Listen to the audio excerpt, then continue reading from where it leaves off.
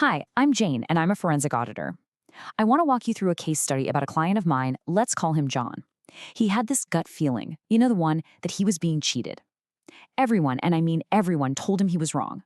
But that feeling, that deep down sense that the numbers just don't add up, that's right at the heart of everything I do. So John had this nagging feeling, but he didn't have any real proof. On the surface, his financial statements looked pretty clean. But I have learned over the years to really, truly trust that instinct, both in my clients and in myself. And honestly, that's exactly why I took his case when nobody else would touch it. Just think about that for a second. Have you ever looked at a spreadsheet or a financial statement and just felt off? Like the story the numbers are telling you doesn't really match the reality you're actually living? Well, that's precisely the spot John was in. So what was the real problem here? Well, it all started with trust. John had put so much faith in his property management company that, get this, he didn't even have a copy of his own management agreement. There was no baseline, no rule book to go by. He was basically operating completely in the dark. And that kind of blind trust, it just led to absolute chaos. We started finding duplicate charges, mysterious invoices from vendors we'd never heard of. The company was taking owner draws from his accounts, even when there wasn't enough money in them. On top of all that, the security deposits were a total mess, and expenses were constantly being put in the wrong categories. It was just a perfect storm for disaster. In the price tag for all this chaos, almost $15,000. That's how much was piling up in tenant delinquencies. And the management company, they were doing absolutely nothing to collect it.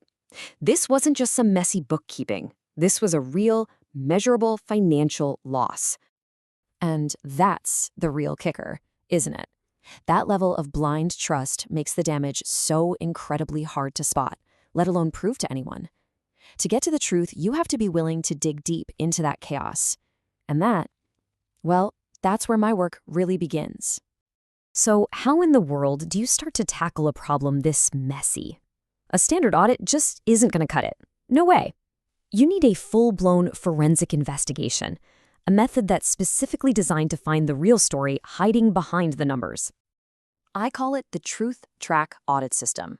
It's my own proprietary method, and it's designed to go way beyond the ledger because, let's be honest, financial problems are rarely just about the money. We track the money, of course, but we also dig into communication patterns, behavioral red flags, the whole anatomy of the manipulation.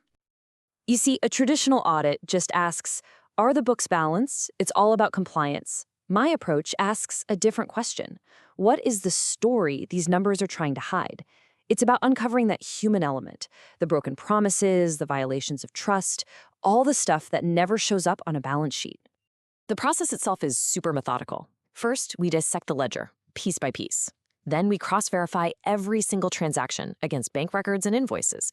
We even review email patterns for clues. The goal is to build an undeniable, legally sound case, and then, really important, implement fixes right away. And this is where it all starts coming together. After digging through all that chaos with this incredibly detailed process, the numbers finally started to talk. They started to reveal the truth that was hidden in those details all along. And the findings were, they were damning. We found a clear, systematic pattern of overcharging. We flagged misallocated funds and unauthorized charges that were made after the contract had already been terminated.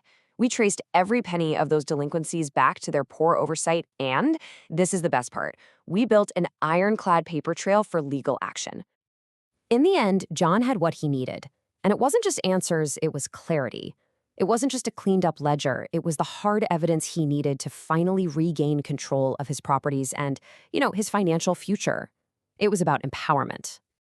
But a case like this, it reveals a much deeper truth that goes way beyond the ledger. It really highlights the critical and so often overlooked human element in all of our financial lives.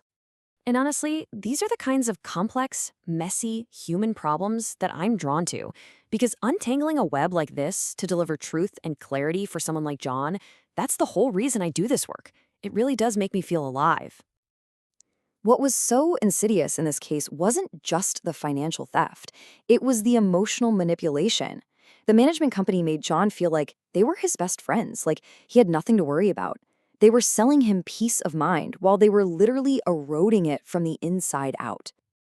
And that's the lesson that this case just drove home for me. This isn't about being cynical, not at all. It's about being discerning. Because sometimes the nicest emails and the friendliest phone calls can hide the absolute worst financial damage. So ultimately, a real audit shouldn't just be about numbers. It has to be about the story. It needs to explain why the money disappeared, where it went, and how to stop it from ever happening again.